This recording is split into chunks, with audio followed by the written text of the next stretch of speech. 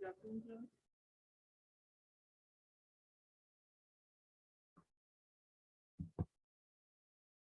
Good afternoon, class. Good afternoon ma'am. बच्चे कितनी class से कितने बच्चे थे? कुछ आइडिया है? मैम लास्ट में शायद मैक्सिमम 18 थे शायद। अच्छा ऐसे क्यों इतने कम बच्चे? मैम पता नहीं मैम, आवाज थोड़ी शायद स्लो आ रही है। रोल नंबर 1 अटेंडेंस बोलो। 1 2 Present, ma'am. 3 4 5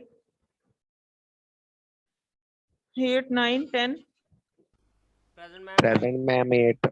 8 9 भी प्रेजेंट है, 10 भी है कि नहीं? 11 प्रेजेंट है, 16 18 19 18. 18 प्रेजेंट। 5 18. ठीक है। 21 22 23 21 21, ma'am. 22 23 24 25 27 31 32 Present, ma'am. 32 present. 33 35 33 भी है, 35 36 33 present, ma'am. Present ma'am. I'm 32 present. Ma'am 36। ठीक है जी, 36 भी प्रेजेंट है। 38 40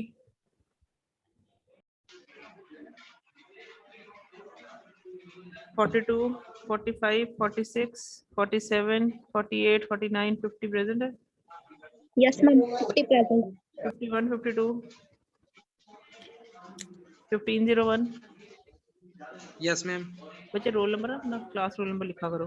रोल नंबर 2 1502 भूमि भूमि 1503 1504 Present, ma'am. कौन प्रेजेंट? 4 प्रेजेंट है मुकेश। ओके 4 and 5 भी प्रेजेंट है। then 7 1507 then 15 14 15 18 15 19 14 है। 18 19 20 21 22 है कोई? and 5 37 and 12 that's अटेंडेंस सुन लो एक बार जिनकी मैंने लगाई है। Roll number 2 8 9 11 18 21 32 33 36 550 1501 1504 1505 1514 that's it।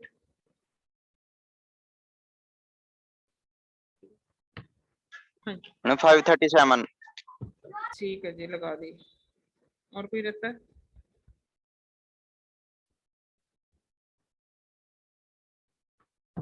अब मुझे ये बताओ, लास्ट टाइम हमने एरे की वो की थी initialisation.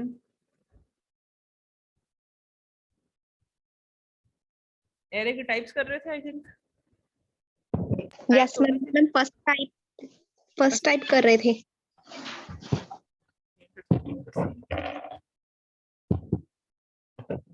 Types of arrays.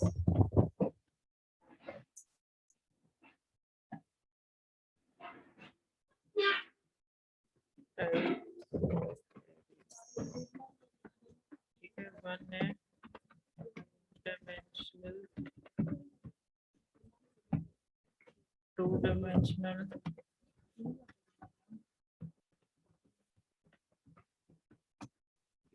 Third में मल्टी डायमेंशनल लिख सकते हैं।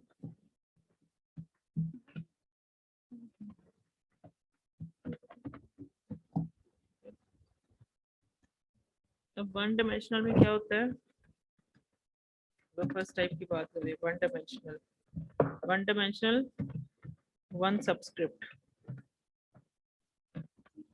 Like a of 10। Two dimensional बताया था मैंने, टू सबस्क्रिप्ट्स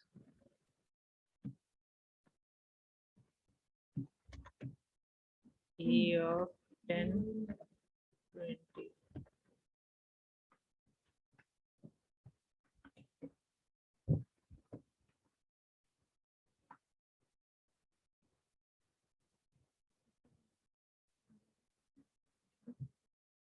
ऐसे मल्टी डायमेंशन में जितने डायमेंशन है, n डायमेंशन तो n subscripts, n dimension n subscripts.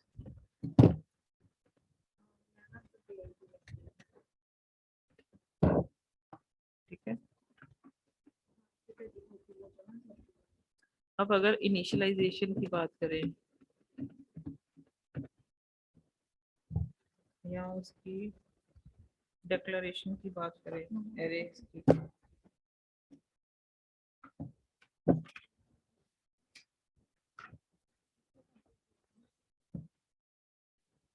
Declaration पहले डिक्लेरेशन की बात करें, इनिशियलाइजेशन डिक्लेरेशन, इसको लिखने के लिए हम लोग क्या करते हैं,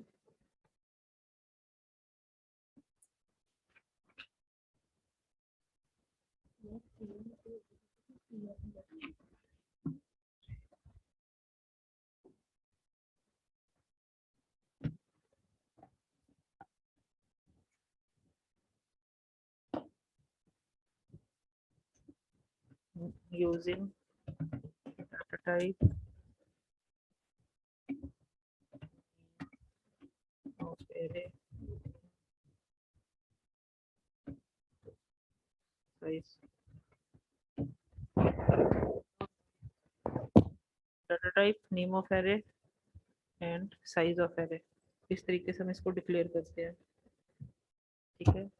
देन इनिशियलाइजेशन, अगर इनिशियलाइजेशन की बात करें तो हम सिंपली अगर लिखते हैं, मैंने उस दिन भी पॉइंट करवाया था एरेज में कि अगर एरेज को इनिशियलाइज करना है, ठीक है, तो it can be done at the time of its declaration. अगर डिक्लेयर किया array of 5, you can write over here simply in curly brackets 1, 2, 3, 4, 7, 5 element 0 to 4 index पे स्टोर हो जाएंगे ऑटोमेटिकली डिक्लेरेशन के साथ ही initialisation.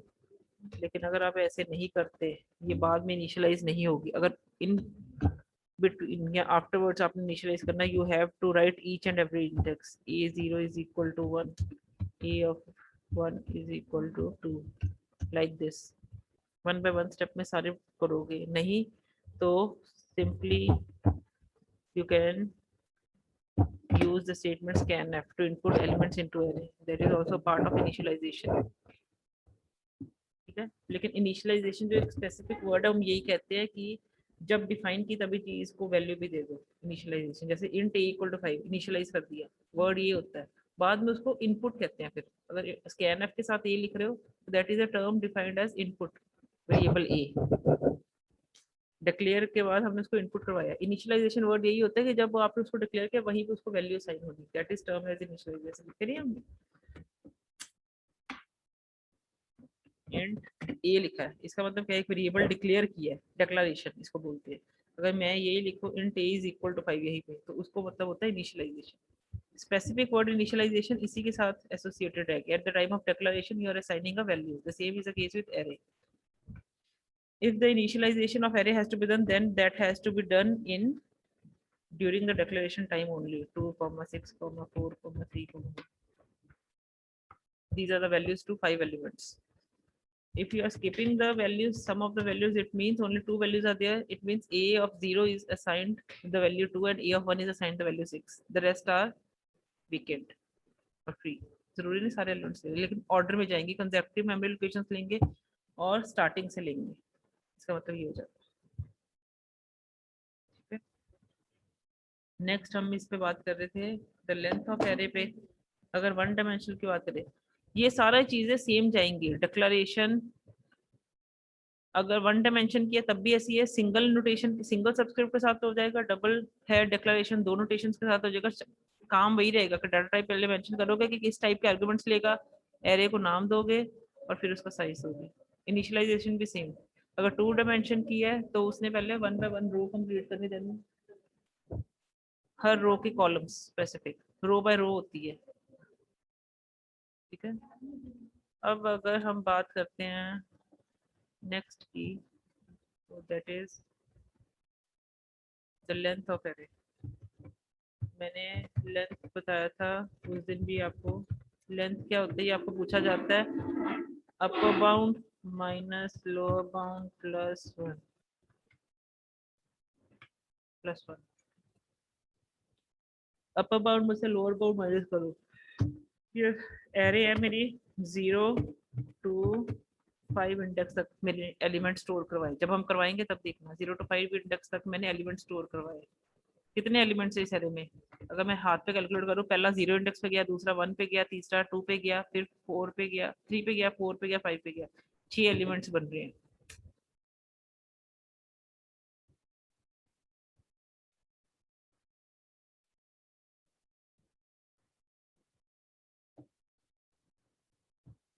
Array A 0 to 5 index तक है तो 6 एलिमेंट्स बन रहे हैं। अगर मैं हैंड पे कैलकुलेट कर रही हूँ, इतनी बड़ी हैंड पे कौन कैलकुलेट करेगा? मुझे जब वेरिएशन होती है एरे की एक इंडेक्स से दूसरे इंडेक्स तक, क्योंकि कंसेप्टिव मेमोरी लोकेशंस लेनी है, this is termed as LB,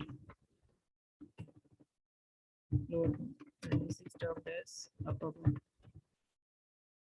तो हमारा फॉर्मूला क्या होल्ड करता है? UB minus LB plus upper bound में से लोअर बाउंड माइनस करो। 5 minus 0 5 plus 1 6 that is equivalent to this.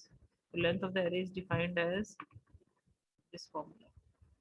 The same holds for 2 dimensional. अगर array के 2 dimensional में हमने मान लो 2 dimensional, जब आप, मेरे को लगता है आपने किया होगा, किया है कि नहीं 2 dimensional array इनपुट? अगर आई लूप चलाते हो फ्रॉम 1 to 7 2 dimensional के लिए, और जे लूप चला रहे हो आप फ्रॉम 4 to 6, तो इसका मतलब क्या है? इतनी रोज इतने कॉलम्स। वेरिएशन जहाँ से मर्जी कर दो, नहीं तो इसको भी अगर 1 से ही चलाना है तो 1 to 6। इस केस में भी वैसे ही कैलकुलेट करोगे आप। 1 to 7 लूप चला रहे हो तो कितने होंगे? 7 माइनस 1 प्लस 1। 1 to 6 चला रहे हो, 6 0 to 6 चला लो, 6 माइनस 0 प्लस 1। इसकी कैलकुलेशन करोगे इज इक्वल टू 7, इसकी कैलकुलेशन करोगे अगेन इक्वल टू 7, तो there will be 7 into 7 49 elements in a 2-dimensional array if you are defining array with these two loopings. ठीक है, वो सारा ub माइनस एलबी प्लस 1 से ही कैलकुलेट होगा। ये बेसिक सी चीज है। ऐसा कभी लेंथ ऑफ एरे पे आपको आ सकता है, फिल इन द ब्लैंक आ सकता है, कैलकुलेट करना भी आ सकता है, simply fill in the blank भरना आ सकता है, उस पर ट्रू फॉल्स आ सकता है। कई बार कैलकुलेट भी करते हैं ये array stored from index 0 to this, what is the length of array, यहाँ वो मेरे एलिमेंट्स आ दिया, तो वो length of array means number of elements की बात ही कर रहे हैं। इस फॉर्म में आपको 1 मार्क में ही पूछा जाता है, बाकी और कुछ नहीं ऐसा पूछा जाता है। ठीक है, अब बात करते हैं सिंपली, मैं मेन टॉपिक पे आती है जो आपका क्राइटेरिया है, that is the how you can declare the arrays. पहले मैं एक छोटा सा प्रोग्राम बनाती हूँ ताकि आपको पता चल जाए। हैश इंक्लूड वगैरह मैं कुछ नहीं लिखती कभी भी, अपने आप लिख लो। हैश इंक्लूड स्टीडियो फोनियो, मैं मेन प्रोग्राम पे आ गई। अब जब मेन प्रोग्राम पे आती हूँ मैं, एरे की डिक्लेरेशन कैसे होती है? Int A of size of array. अब क्योंकि एरे है, रेपिटेशन में सेम काम करना है, एलिमेंट्स इनपुट करवाने या डिक्लेयर करने, कुछ भी है, तो I will be taking I variable for the looping purpose. ठीक है, so what I'll be doing over here is for I is equal to 1 semicolon I less than equal to 10 semicolon I plus plus. What I'll be doing is I'll be scanf percentage d percent e of I। 10 value scan हो जाएंगी with index 1। 1 पे पहले input करवाओगे, पहला element गया रहेगा, 2 value के लिए लूप चलेगी, दूसरा गया, सो एरे इनपुट होगी। बात करो, यही काम जब आपने एलिमेंट्स को प्रिंट करना है, फिर से वही सेम लूपिंग चलाओ for i is equal to 1 semicolon i less than equal to 10 semicolon i plus plus print f।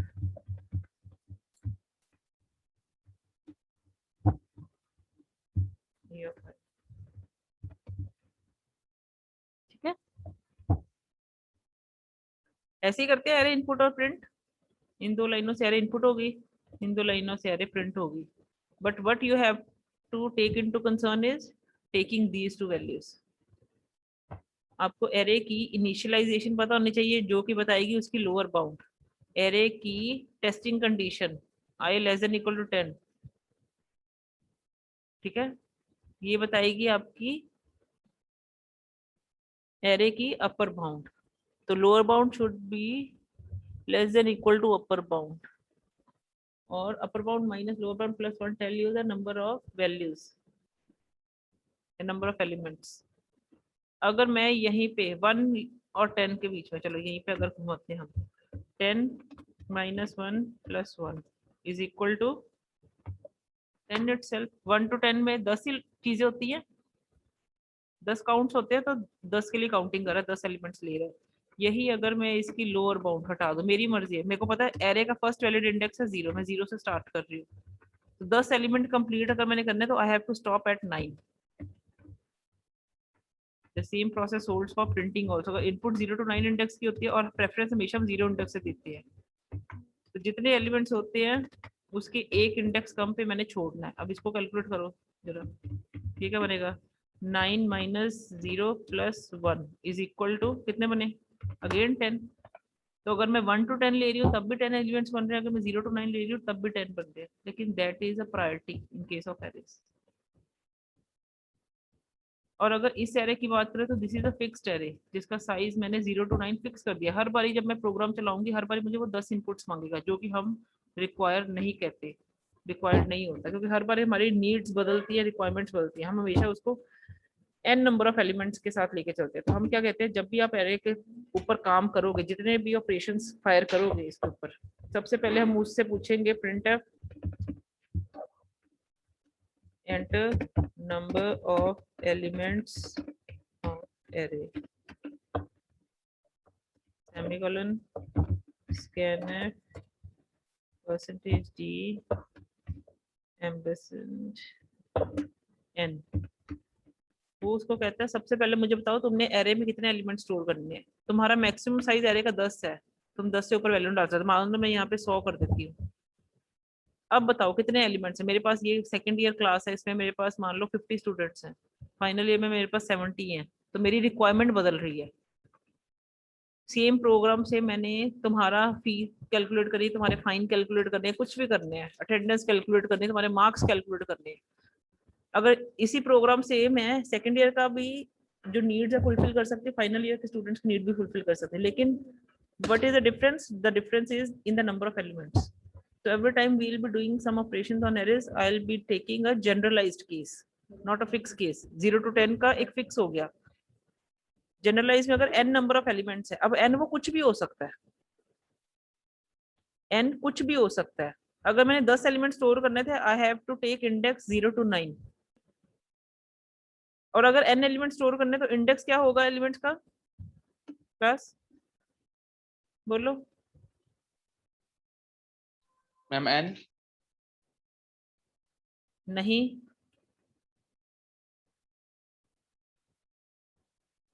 क्या होगा index? Last index upper bound क्या जाएगी n एलिमेंट्स के लिए?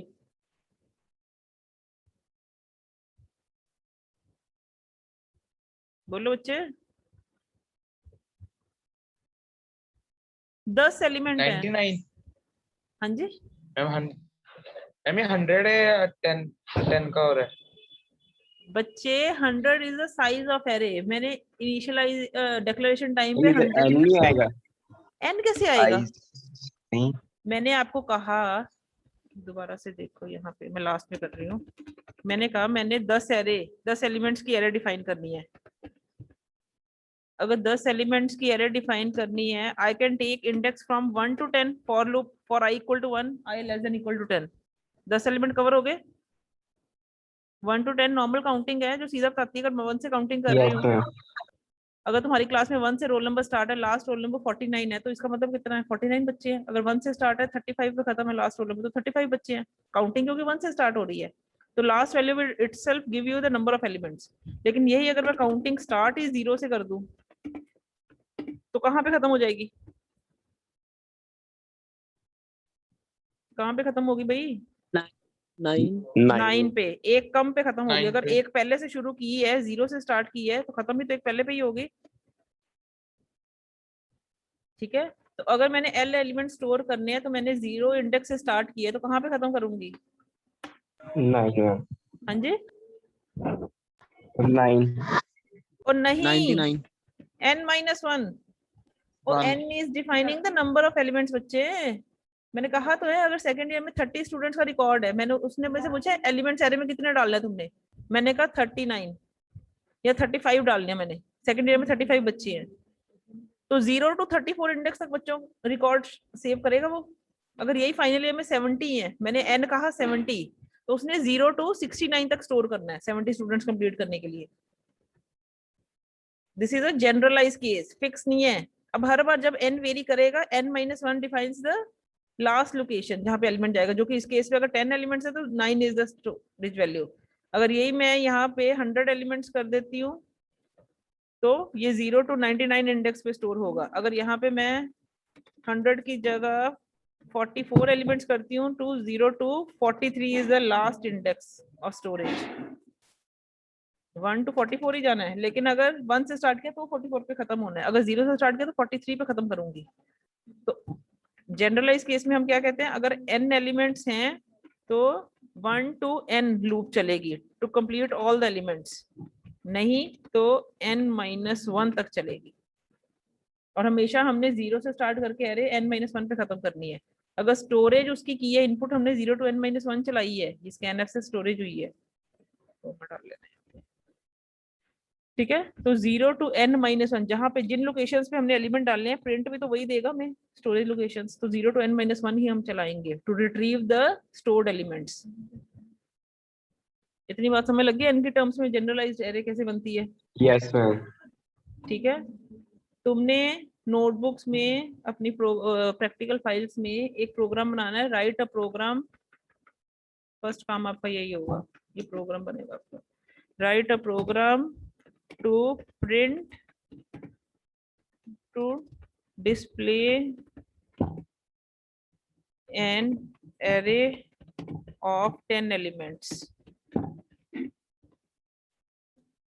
ठीक है, अगला प्रोग्राम होगा write a program to display an array of n elements. To input and display कर लो, क्योंकि उसको डिक्लेयर मत कर देना, टू इनपुट एंड डिस्प्ले। ठीक है, 10 एलिमेंट को इनपुट कैसे करवाने है और उसको डिस्प्ले कैसे करवाना है, और n एलिमेंट्स को इनपुट कैसे करवाना है और डिस्प्ले कैसे करवाना है, तुम इससे एल्गो में डिफरेंस कैलकुलेट करोगे। And you have to take the first index 0, 1 से स्टार्ट नहीं करनी एरे कभी भी, जो तुम रैंडमली कर लेते हो। ठीक है, इतना क्लियर है? हाँ जी, क्लियर है? Yes ma'am. हाँ जी, बोलो, कुछ कहना है? उसके यस मैम बोल रहे हैं मैम मोहित। बोलो बच्चे, मोहित क्या कह रहे हो, मुझे सुनने भी तो। ये प्रोग्राम बन गया तुम्हारा, क्लियर है मैम कह रहे हो, क्लियर हाँ? हो गया। क्लियर हो गया, ठीक।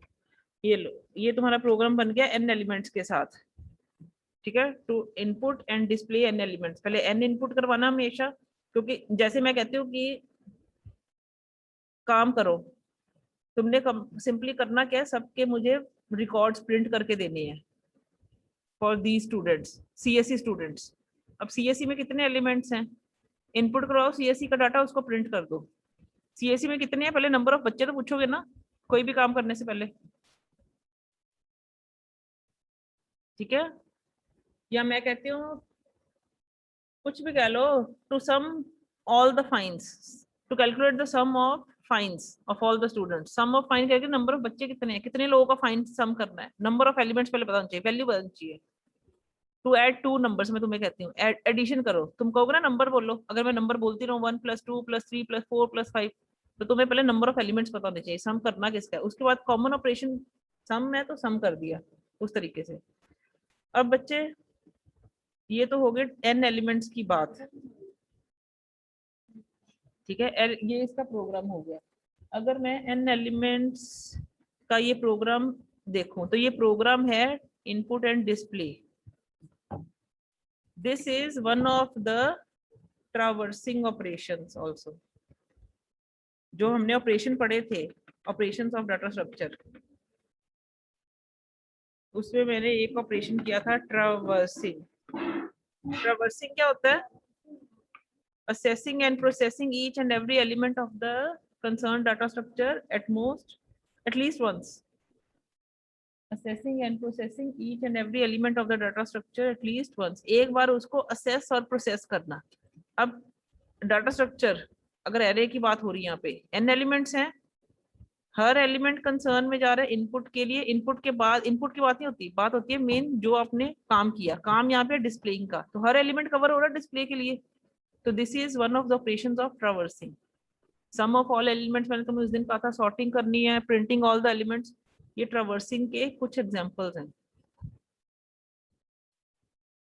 ऑपरेशंस जितने भी बच्चे मैंने बोले थे उस दिन, इंसर्शन, डिलीशन, इन सब के ऊपर हमने एल्गो बनाने हैं, इनके प्रोग्राम्स करने हैं. ये ऑपरेशन काम कैसे करता है.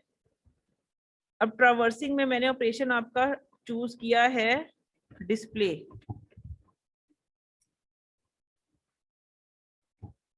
ठीक है, डिस्प्ले ऑपरेशन के लिए मैंने प्रिंटिंग ली है. प्रिंटिंग का मैंने प्रोग्राम बना दिया. अब मैं इसका एल्गो बनाऊंगी. मैक्सिमम मैं तुम्हें एल्गोस करवाऊंगी, वहां से हम प्रोग्राम में कन्वर्ट करेंगे. प्रोग्राम और एल्गो भाई बहन है, लिटिल बिट डिफरेंस. भाई बहन की कहते हैं ना, शक्लें मिलती हैं, थोड़ा मुद्दा फर्क है, जो नॉर्मल भाषा में कहते हैं, वही इन दोनों का काम है. अब देखो एल्गो होता क्या है, इसी को हमने एल्गो में कन्वर्ट करना है. सबसे पहले क्या होगा, I am writing over here the algorithm of traversing operation on arrays.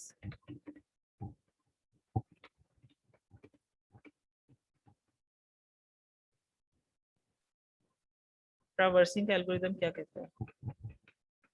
सबसे पहले I need to write the name of the algorithm and that has to be in capitals. No doubt मैं सारा टेक्स्ट ही Capitals में लिख रही हूँ, but this is specific. You need to write the name of the algorithm defining the purpose of the algorithm in capitals. The rule 1 जो कहता है capital में लिख दिया ट्रावर्सिंग, और उसके ब्रैकेट्स में मैंने डिफाइन करने हैं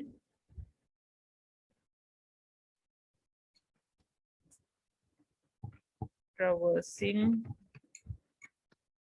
उसके ब्रैकेट में डिफाइन करने हैं किसके ऊपर अप्लाई करनी है. ट्रावर्सिंग मैंने अप्लाई करनी है, देखो जितने यहाँ पे इनपुट्स लोगे, डिक्लेयर करोगे, वो सारे आपके पैरामीटर्स बन जाएंगे. मुझे क्या क्या चीजों की जरूरत पड़ी है, ए की, एरे की, कंसर्न डाटा स्ट्रक्चर. एलिमेंट्स नहीं बताने, ठीक है, जनरलाइज बात करते हैं. एरे जितना साइज मर्जी तुम ले लो, तुम अपनी सहूलियत के हिसाब से. तुमने 10,000 की स्टोरेज रिक्वेस्ट करनी है, 500 की करनी है, 200 की करनी है, 100 की करनी है, एरे ली. उसके बाद सेकंड वेरिएबल था आई. आई जो वेरिएबल है that is merely required to run the array. तो ये हम नहीं लेते, ये टेम्परेरी वेरिएबल्स होते हैं, इनको कंसर्न में लेते हैं. नेक्स्ट वेरिएबल है एन. एन इज एसेंशियल, क्यों? क्योंकि वो नंबर ऑफ एलिमेंट्स बताएगा, तभी हम एरे के इनपुट या आउटपुट ऑपरेशंस एग्जीक्यूट कर सकेंगे. तो मैंने यहाँ पे नेक्स्ट वेरिएबल ले लिया एन. अब उसके बाद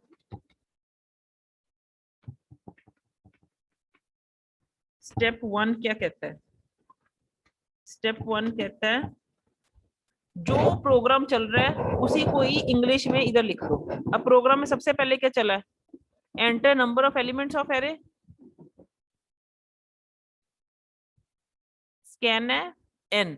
यानी कि इन दो स्टेटमेंट से क्या हो रहा है, इनपुट एन हो रहा है. ये तो सिर्फ एक प्रिंटिंग स्टेटमेंट थी ना, प्रिंटफ की स्टेटमेंट यहाँ पे खत्म भी कर सकती थी. इसको मैं डबल कमेंट करके कमेंटिंग में डाल दे, मुझे नहीं चाहिए, कई बार मैं नहीं भी लिखती इस चीज को, ठीक है, तो इसको मैं स्किप कर सकती हूँ. This is not essential. Main मेरा फोकस है इनपुट करवाना है एन को. अगर एन को इनपुट करवाना है बच्चे, एन तो ऑलरेडी यहाँ पे तुम्हें पैरामीटर में ले लिया. तो जितने आप पैरामीटर्स लेते हो डिक्लेरेशन वाले, वो ऑलरेडी इनपुट लेके चलो कि वो इनपुट तुम्हारे पास अवेलेबल है. क्योंकि काम होगा तभी उसके ऊपर ऑपरेशन एग्जीक्यूट करोगे. तुमने लॉजिक डेवलप करना उसका कि काम करना कैसे है. चीजें मेरे पास हैं, मैंने सिर्फ ये देखना है कि उनके ऊपर काम क्या करना है. जैसे अब मैं कह रही हूँ कि चाय बनानी है, चाय बनानी है, चाय पत्ती, चीनी, दूध, पानी, ठीक है, देन द यूटेंसिल्स कॉरेस्पॉन्डिंग वो मेरे पास होंगे तभी मैं चाय बनाने का प्रोसेस स्टार्ट करूंगी। तो मेन है मैंने प्रोसेस बताना, मैं ये तो ना कहूंगी चाय पत्ती लेके आओ, चीनी लेके आओ, इनपुट करवाओ, चाय पत्ती चाहिए, चीनी चाहिए, नहीं। Simply go to the logic कि काम चाय बननी कैसे, कि यूटेंसिल रखो, पानी डालो, ये वो स्टेप्स बताने हैं। तो ये सारे जितने इनपुट के काम होते हैं ना, ये देखो ये स्टेप्स यहाँ तक सिर्फ इनपुट चल रही है।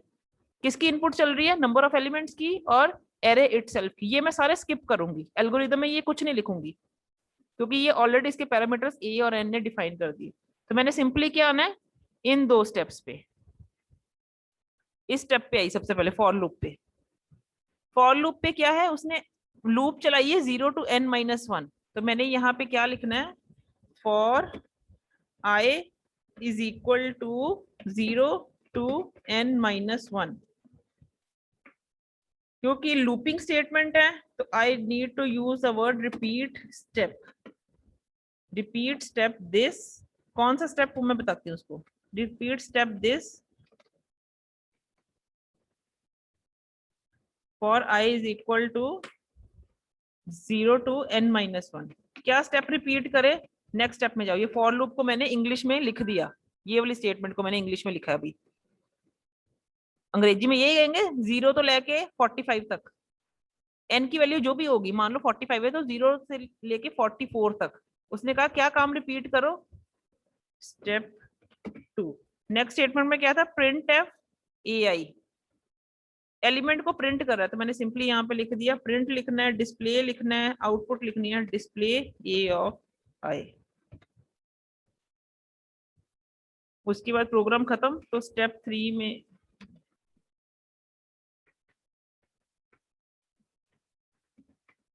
एंड। तो रिपीट स्टेप कौन सा करना है, सिंपली उसने रिपीट स्टेप करना है 2 अपना काम पूरा करने के लिए। तो this is the algorithm for traversing. Name of the algorithm, ठीक है। उसके बाद उसके ब्रैकेट्स में वो पैरामीटर्स लिखने हैं जिनको या तो याद रख लो डिक्लेयर में एसेंशियल है, जिसके बिना काम नहीं चलेगा। ये तो सिर्फ हेल्पिंग हैंड है आई, या ये कह लो कि जिनको हमने इनपुट करवाया है वो वाले पैरामीटर्स लिखने हैं। इनपुट मैंने किसको करवाया, एन को करवाया यहाँ पे, और यहाँ पे किसको करवाया, एरे को। ये दो पैरामीटर्स मैंने उस एल्गोरिथम के साथ लिखने हैं। हर बार कोई भी ऑपरेशन लिखोगे तुमने ये देखना किन किन चीजों की इनपुट ली है, उनको आप उसके पैरामीटर्स बना दोगे। अब मैंने ए और एन को पैरामीटर बनाया, मैंने कहा उसके बाद मैंने आपको ये कहा जितनी इनपुट स्टेटमेंट्स होती है हम उनको कन्वर्ट इंग्लिश में नहीं करते क्योंकि वो ऑलरेडी एज्यूम्ड है कि चीजें हैं। बार बार मैं यही तो ना लिखूंगी read n, read a of i, loop चला के छोड़ दो, क्योंकि हायर एल्गोरिथम्स में काम नहीं करेंगे। यहाँ पे अगर आपने करना है तो आप कर भी सकते हो, ऐसा नहीं है कि वो गलत है। I'll be writing over here.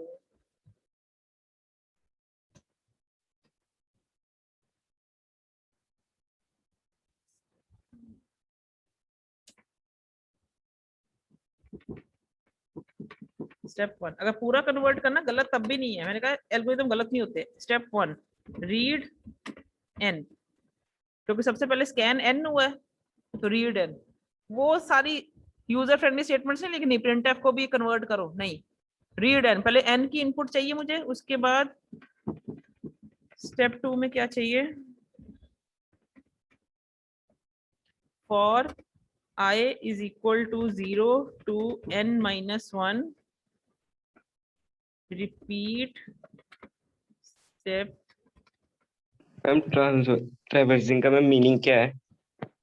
assessing and processing each and every element of the data structure at least once। Her element, जब कोई भी ऑपरेशन आप एग्जीक्यूट करते हो ऐसा जिसमें हर एलिमेंट एक बार कवर होता है, उस ऑपरेशन को हम ट्रैवर्सिंग ऑपरेशन बोलते हैं। ऐसे सारे ऑपरेशंस को जिनमें एलिमेंट सारे के सारे कवर होते हैं, जैसे अब मैंने कहा था तो मैं सॉर्टिंग करनी है, अरेंज करने हैं, उस दिन एग्जांपल नहीं दी थी ट्रैवर्सिंग में। क्लास के बच्चों को मैंने एक लाइन में अरेंज करना है लेकिन अकॉर्डिंग टू हाइट वाइज। तो comparison has to be made with each and every student ना, तभी सबसे छोटी हाइट या सबसे बड़ी हाइट मुझे पता चलेगी किसकी है। ठीक है, या मैं कहती हूँ कि जिनके मार्क्स हैं, हमारा रिजल्ट आया जिसके हाईएस्ट मार्क्स है डिक्रीजिंग ऑर्डर में, मुझे वो सारी लिस्ट दो।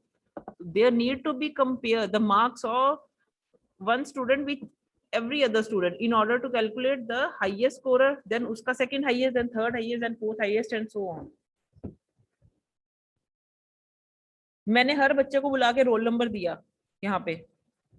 This is a one of the operations of traversing, या one of the functionalities of traversing, क्योंकि हर बच्चे को मुझे यहाँ पे बुला के उसके साइन सेम प्रोसेस उससे करवाया. And I have done over to all the elements. यही मैं अगर कहूँ कि जैसे तुम लोगों की फोटोग्राफ होती है टॉपर्स की, जो टॉप करते हैं बोर्ड पोजीशंस में, तो हम लोग जैसे हम 5 बच्चे. सी में यूज करेंगे, हाँ जी, ट्राइवर्सिंग ऑपरेशन सी में यूज करेंगे, तो ये उसमें हम कैसे वर्क करेगा? तो वही तो अगर बोल कोई रही हूँ. प्रोग्राम में बनाने के में यूज करेंगे? उसने तुम्हें कहा कि explain the operation of traversing. पहले ट्रावर्सिंग की डेफिनेशन दो, ठीक है. Then you have to make algorithm या write any one program on traversing. तो ट्रावर्सिंग के सारे ऑपरेशन है. तुम्हें सॉर्टिंग जब सीख लोगे तुम उसमें सॉर्टिंग का भी डाल सकते हो. तुम sum of all element, factorial जैसे कहते हैं sum of first 10 natural numbers, ये प्रोग्राम बनाया होगा. Write a program to add first 10 natural numbers. कितना है 1 + 2 + 3 + 4 + 5?